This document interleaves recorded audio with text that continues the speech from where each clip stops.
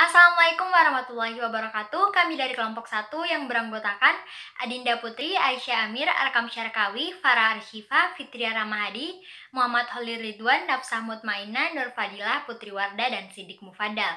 Pada kesempatan kali ini, kami akan mempresentasikan mengenai keteladanan Al-Ghazali.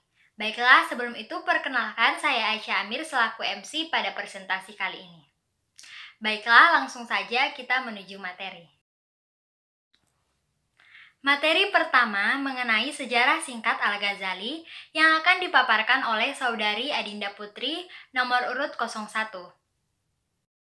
Assalamualaikum warahmatullahi wabarakatuh. Sejarah singkat Al-Ghazali.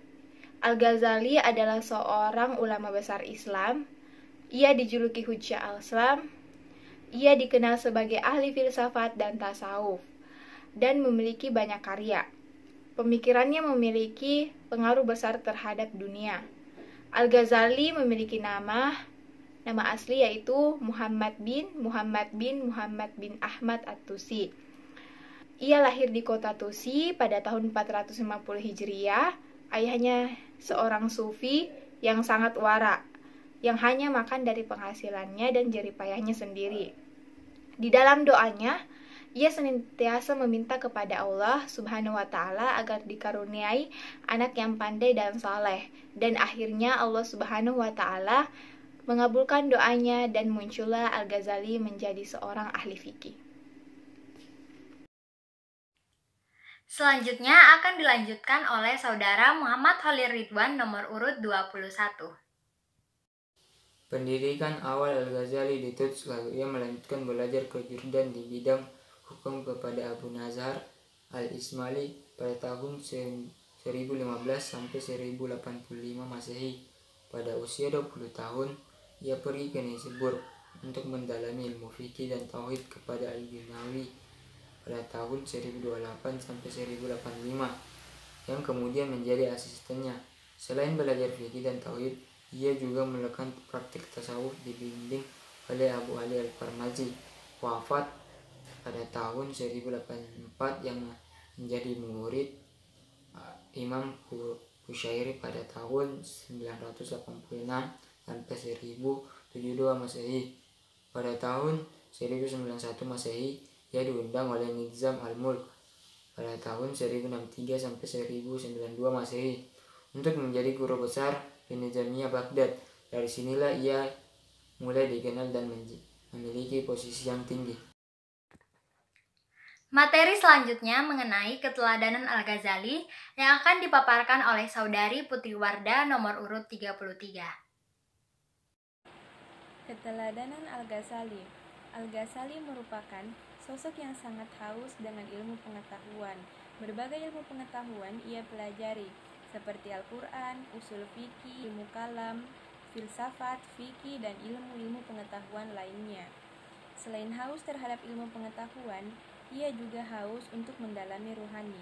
Oleh karena itu, ia meninggalkan kota Baghdad menuju Damaskus, melakukan halwat dan iktikaf, serta mengurung diri di menara masjid kota ini.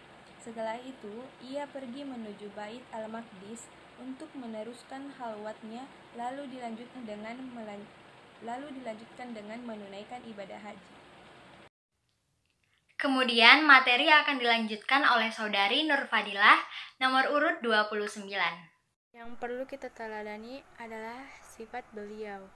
Di antara keutamaan sifat Al-Ghazali adalah sangat antusias dalam mencari, menemukan, dan membuktikan kebenaran, sangat rajin ibadah, sholat, zikir, dan membaca Al-Quran, tekun belajar, dan tak kenal lelah untuk menggali berbagai ilmu pengetahuan, mencintai ilmu melebihi cinta kepada harta dan kekuasaan, mengutamakan pendidikan meskipun kondisi ekonomi keluarga dalam kesulitan, menikmati harta seperlunya saja untuk menyambung hidup, menjaga diri dari makanan yang syubhat terlebih haram, sabar dan tabah dalam menjalani kehidupan, pengembaraan mencari ilmu, syukur dan ikhlas dalam menerima anugerah dan kehendaknya. Terakhir, membenci sifat ria, megah, sombong, dan sifat tercelah lain. Selanjutnya mengenai karya-karya Al-Ghazali yang akan dipaparkan oleh saudari Farah Arshifa nomor urut 13. Karya-karya Al-Ghazali. Karya-karya tulis Al-Ghazali meliputi berbagai bidang: keislaman, kalam, fikih, filsafat, tasawuf, dan lainnya yang berbentuk buku maupun risalah. Kitab-kitab Al-Ghazali yang membahas tentang tasawuf yaitu 1. Mizan al-Amal, 2. Al-Ma'rif al-Aqila wal-Lubabat, Hikmah al-Ilahiyah, 3. Ihya Ulumuddin, 4. Al-Mazahat al-Asna fi Syar'i Asma al-Husna, 5. Bidayat al-Hidayah. Selanjutnya akan dibacakan oleh Arkam Syarkawi nomor urut 9.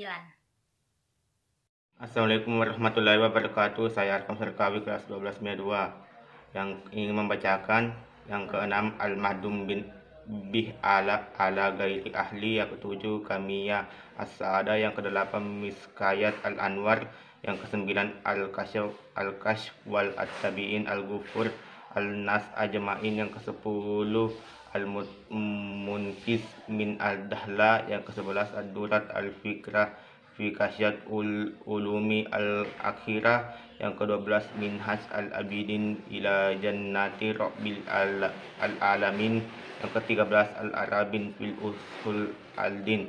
Sekian dari saya. Assalamualaikum warahmatullahi wabarakatuh. Materi selanjutnya yaitu mengenai akhir kehidupan Al-Ghazali yang akan dipaparkan oleh saudari Nafsa Mutmainnah nomor urut 25. Akhir kehidupan Al-Ghazali. Pada masa akhir sisa hidupnya, Al-Ghazali mendirikan madrasah di sebelah rumahnya untuk para penuntut ilmu dan tempat khalwat para sufi. Seluruh waktunya ia gunakan untuk membaca dan mengkaji Al-Quran, mempelajari hadis, serta mengajar. Ia wafat pada tahun 505 Hijriah atau 1111 Masehi di Tusi dalam usia 55 tahun. Dan yang terakhir yaitu kesimpulan yang akan dipaparkan oleh saudari Fitria Ramahadi nomor urut 17. Kesimpulan 1. Al-Ghazali adalah seorang sufi dan ilmuwan Islam yang menguasai berbagai disiplin ilmu pengetahuan. 2. Keseriusan Al-Ghazali dan Ibnu Sina dalam menuntut ilmu pengetahuan patut dijadikan contoh bagi para generasi muda. 3. Al-Ghazali dan Ibnu Sina merupakan cendekiawan yang tidak hanya diakui kehebatannya di kalangan umat Islam, tetapi masyarakat Barat juga mengakuinya. Dan selanjutnya dilanjutkan oleh Siddiq Mufadal nomor urut 37. Yang keempat, Ibnu Sina adalah seorang cendekiawan muslim yang sangat jenius, taat kepada Allah, dan sangat gigih dalam mengkaji ilmu pengetahuan. Yang kelima, bertambahnya ilmu pengetahuan pada diri seseorang harus senantiasa diimbangi oleh ketaatan kepada Allah Subhanahu wa taala sebagaimana yang dilakukan oleh Al-Ghazali dan Ibnu Sina. Nah, itulah tadi presentasi dari kelompok 1. Kurang dan lebihnya mohon dimaafkan. Wassalamualaikum warahmatullahi wabarakatuh.